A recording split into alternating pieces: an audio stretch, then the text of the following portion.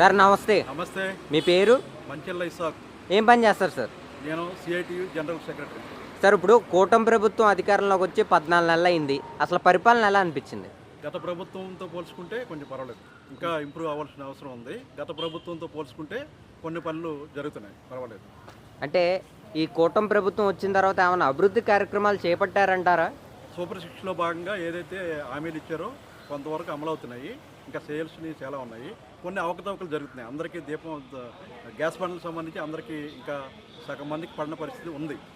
వాస్తవంగా దాటిని వెలికి తీసి అందరికీ అందేలాగా చూడాలి మహిళలకి.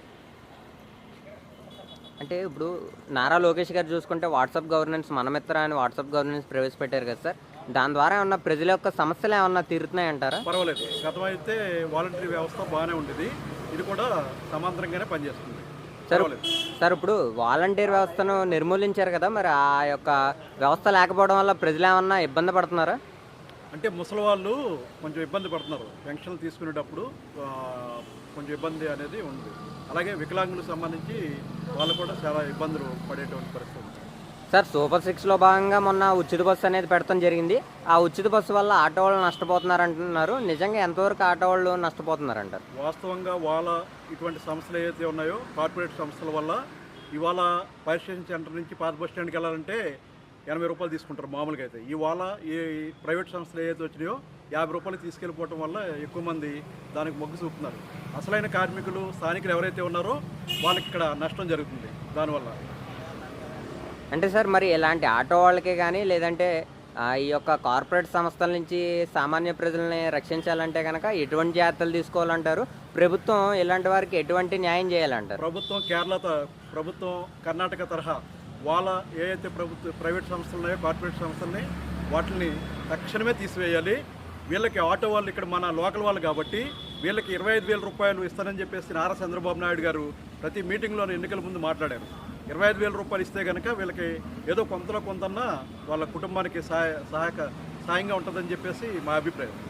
సార్ గతంలో జగన్మోహన్ రెడ్డి 10,000 రూపాయలు వేసా అంటున్నాడు ఆటో వాళ్ళకి. మరి గతంలో జగన్మోహన్ రెడ్డి వాస్తవంగా 10,000 రూపాయలు అందించాడా? మరి గతంలో జగన్మోహన్ రెడ్డి 10,000 రూపాయలు అందినాయి, కానీ ఇంకో రూపంలో వాళ్ళు తీసుకునేవారు, వేరే రూపంలో అవి వెళ్ళిపోయి. కానీ ఈ ప్రభుత్వాన్ని నమ్మి భారీ మెజార్టీ ఇచ్చారు మన ఆటో వాళ్ళందరూ కూడాను.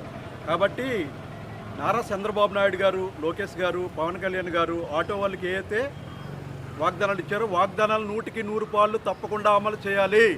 లేకపోతే ఆ ప్రభుత్వానికి పట్టిన గతి ఈ ప్రభుత్వానికి పట్టొచ్చేమో. సార్ ఇప్పుడు గతంలో లిక్కర్ స్కామ్ జరిగింది అంటున్నారు, వాస్తవంగా లిక్కర్ స్కామ్ జరిగిందంటారా? లిక్కర్ స్కామ్ జరిగిందనేది వాస్తవం, ఎందుకంటే అది కళ్ళ కట్టినట్టు కనపడుతుంది. మనం ప్రతిరోజు టీవీల్లో చూసినా లేకపోతే వార్తల్లో చూసినా సరే ఏమీ నిప్పు లేకుండా పొగరాదుగా, కంపల్సరీ జరిగే ఉంటుంది అనేది మా అభిప్రాయం. సార్ అటువంటి లిక్కర్ స్కామ్లో మన ఎంపీ మిథున్ రెడ్డి, మాజీ ఎంపీ మిథున్ రెడ్డిని అరెస్ట్ చేయడం జరిగింది. అందులో ముఖ్యంగా జగన్మోహన్ రెడ్డి ఉన్న వ్యాఖ్యలు అయితే బయటకు వస్తున్నాయి. మరి 11 సంవత్సరాల నుంచి అక్రమ ఆస్తుల్లోనూ అనేక ఆస్తుల్లోనూ బెయిల్ మీద తిరుగుతున్నప్పటికీ మరి ఇంకా జగన్మోహన్ రెడ్డిని అరెస్ట్ చేయకపోవడం గల కారణాలు ఏంటంటారు? తల్లి ఒక ఆవు చేలో మేస్తుంటే పిల్ల గట్టు మీద మేయదు కదా, ఇది కూడా అంతే. నిప్పు లేకుండా పొగరాదుగా, ఇది కూడా అంతే.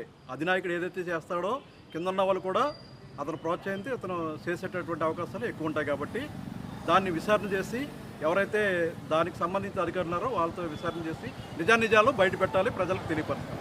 సార్ గతంలో ఆడదాం ఆంధ్రాలో భాగంగా స్కామ్ జరిగింది అంటున్నారు, వాస్తవంగా జరిగిందంటారా? ఆటలో కిట్లు, నకిలీ కిట్లు ఇచ్చి 112 కోట్లు స్కామ్ జరిగింది అంటున్నారు. ఆడదాం ఆంధ్రాలో వాస్తవంగా కొంతవరకు స్కామ్ అనేది జరిగింది. మరి అందులో ముఖ్య పాత్ర రోజా బైరెడ్డి, సిద్ధార్థ రెడ్డి ఉన్నారు. మరి వాళ్ళని ఏమన్నా అరెస్ట్ చేసే అవకాశం ఉందంటారా? మరి అరెస్ట్ చేసే అవకాశం ఉంటే ఇంకెప్పుడు అరెస్ట్ చేస్తారండి? ఈ ప్రభుత్వం 14 నెలలు అధికారంలోకి వచ్చింది కాబట్టి, అధికారం ఉంది కాబట్టి ఎవరైతే స్కాములు చేశారో స్కాములన్నింటిని బయట పెట్టండి. మీకెందుకు భయం? మీరు పెట్టండి బయట. ఒకవేళ నిజంగా వాళ్ళు స్కాములు చేశారు బయట పెట్టండి, ప్రజానీకానికి తెలియపరచాలి. ఇది ప్రతి విషయాన్ని కూడా ప్రజలకు తెలిసేలాగా, అర్థమయ్యేలాగా, అందరికీ తెలిసేలాగా చేయండి. అప్పుడు మీ ప్రభుత్వం బాగుంటుందిగా. లోకేష్ గారు రెడ్ బుక్ రాజ్యాంగం అమలు చేస్తున్నారు, మేము కూడా వచ్చిన తర్వాత ఏ ఒక్క రాజ్యాంగాన్ని మేము అమలు చేయాలో అది అమలు చేస్తాము, మేము మళ్ళీ 2.0 పాదయాత్ర మొదలు పెడతామంటూ వ్యాఖ్యలు చేస్తున్నారు. వాడు కాపితే వీడు, వీడు కాపితే వాడు. పేద ప్రజలకి మేమేమంటున్నామంటే రెడ్ బుక్ రాజ్యాంగాలు లేకపోతే ఇవి కాదు కావాల్సింది. పేదలకు కావాల్సింది ప్రతి వాడికి నివసించడానికి ఇల్లు కావాలి. మీ హయాంలోనే ఈ టీడీపీ హయాంలో టిడ్కో ఇల్లు ఇచ్చారు. అవి ఇప్పటి వరకు పూర్తి అవ్వలేదు. జగన్మోహన్ రెడ్డి ఆపేయాడు. మీరు వచ్చి 14 నెలలు అయింది. ఈ టిడ్కో ఇల్లు మీరు ఎందుకు ఇవ్వరు? టిడ్కో ఇల్లుకి అందరూ పేదవాళ్ళే కదా డబ్బులు కట్టింది. ఎందుకు ఇవ్వరు మీరు టిడ్కో ఇల్లుని? ఇవ్వండి. మీరు 14 నెలలు అధికారంలోకి వచ్చింది కదా, టిడ్కో ఇల్లు ఇవ్వండి అందరికీ. ఎందుకు ఆపుతారు మీరు? ఆ ప్రభుత్వమైనా ఈ ప్రభుత్వమైనా పేద ప్రజల్ని మోసం చేస్తుంది, స్పష్టంగా కనపడుతుంది ఇక్కడ. మీరు చేయండి. ఎందుకు చేయరు? మీరు టిడ్కో ఇల్లు ఇచ్చేయండి. పేద ప్రజలు దాంట్లో వెళ్ళి నివాసాలు ఉంటారు కదా. సార్ మరి గతంలో జగన్మోహన్ రెడ్డి టిడ్కో ఇల్లు చంద్రబాబు గారు ప్రారంభ దశలో అంటే పూర్తయిపోయి ఇంకా ప్రజలకు ఇచ్చేయచ్చు అన్న టైంలో మరి జగన్మోహన్ రెడ్డి వాటిని ప్రజలకు ఇవ్వకుండా తన అధికార బలంతో తన అధికారులకు మరియు అనేక విధాలుగా దాన్ని వినియోగించడం జరిగింది కదా. మరి 2014లోనూ నిర్మించారట. 2014లో నిర్మించినప్పుడు 2019 వరకు కూడా టీడీపీ ప్రభుత్వం అధికారంలో ఉంది. 99% పూర్తయిపోయినాయి. రోడ్లు ఒకటే మిగిలిపోయినాయి అక్కడ. ఆ ప్రభుత్వంలో ఇవ్వాలి, కానీ ఇవ్వలేదు. జగన్మోహన్ రెడ్డి కూడా ఇవ్వచ్చు. జగన్మోహన్ రెడ్డి కూడా ఇవ్వలేదు. ఎందుకంటే ఓట్లను అడ్డుపెట్టుకుని పేద ప్రజల్ని, మధ్యతరగతి ప్రజల్ని మభ్యపెట్టి ఓట్లు వేయించుకోవాలనే ఉద్దేశంతో ఇట్లా చేస్తారనేది మేము ఆలోచన చేస్తున్నాం పేద ప్రజలుగా. ఇదే నిజంగా ఆ టీడీపీ ప్రభుత్వంలో కట్టిన టిడ్కో ఇల్లు ఇచ్చేస్తుంటే కనుక ఇంకా బాగుండేది. పేద ప్రజలందరూ కూడా మన ప్రభుత్వాన్ని లేదా మీ ప్రభుత్వాన్ని మంచి అని ఒప్పుకునేవారు కదా. మంచి చేస్తున్నాడు నారా చంద్రబాబు నాయుడు గారు అనేవాళ్ళుగా. ఎందుకు ఇవ్వట్లేదు? పోనీ అప్పుడు ఇవ్వలేదు. ఈ 14 నెలల్లో ఎందుకు ఇవ్వలేకపోతున్నారు మీరు టిడ్కో ఇల్లు అని చెప్పేసి నేను ప్రశ్నిస్తున్నాను వ్యక్తిగతంగా. సార్ ఇప్పుడు గతంలో జగన్మోహన్ రెడ్డి ఇళ్ల స్థలాలు ఇచ్చానంటున్నాడు. మరి ఇళ్ల స్థలాలు ఇచ్చి మరి ఇల్లు కట్టుకునే వాళ్ళకు కూడా పేమెంట్ డబ్బులు జమ చేయడం అనేది జరిగిందన్నారు. వాస్తవంగా జరిగిందండి? వాస్తవంగా డబ్బులు ఏమి జమ చేయలేదు. పట్టాలు మాత్రం ఇవ్వడం జరిగింది. ఎక్కువ మందికి ఇచ్చాడు. టీడీపీతో పోల్చుకుంటే ఎక్కువ మందికి వైసీపీ ప్రభుత్వంలో పట్టాలు ఇచ్చారు అంతే. డబ్బులు ఇచ్చింది ఎక్కడా లేదు. అటువంటి ఏం జరగలేదు. అవన్నీ మాయమాటలు. అది కూడా చాలా చోట్ల పనికిరాని చోట్ల, శుద్ధ నేలల్లో దిగిపోయే చోట్ల ఇళ్ల స్థలాలను కేటాయించడం జరిగింది అంటున్నారు. అట్లా జరిగాయి అబ్బా. నేను కాదన్నా. ఎక్కువ చోట్ల మాత్రం మంచి ఇళ్ళే ఇచ్చారు. కొన్ని చోట్ల శుద్ధ నేలలో ఇవ్వటం వాస్తవం. నీళ్ళల్లో ఉన్న కాడ ఇచ్చింది కూడా వాస్తవం. పేద ప్రజలకు ఏం తెలుసు చెప్పు? ఇదిగో ఇల్లు నీకు పట్టా ఇచ్చావు అన్నారు. పట్టా తీసుకుంటాకి ఇష్టపడతాడు తప్పించి నాకు ఏ భూమి ఇస్తావు అని చెప్పేసి అడిగేటటువంటి జ్ఞానం ఈరోజు పేద ప్రజల్లో లేనందునే ఈ ప్రభుత్వాల్లో వ్యవహరిస్తున్నాయి. సార్ ఫైనల్గా ఈ కూటమి ప్రభుత్వం 5 సంవత్సరాలు ఇంకా 3.5 సంవత్సరాలు ఉంది కదా. ఈ 3.5 సంవత్సరాలలో భాగంగా అభివృద్ధి చేస్తుందంటారా? నిరుద్యోగులు ఎవరైతే ఉన్నారో వాళ్ళకి ఉద్యోగ అవకాశాలు కల్పించే అవకాశం ఉంటుందంటారు? ఈ ప్రభుత్వం ఏమని చెప్పింది? ఫస్ట్ సంతకం దేని మీద పెడుతుంది? ఫస్ట్ సంతకం డిఎస్సి మీద సంతకం పెట్టి అందరికీ టీచర్ పోస్టులు తీస్తానంది.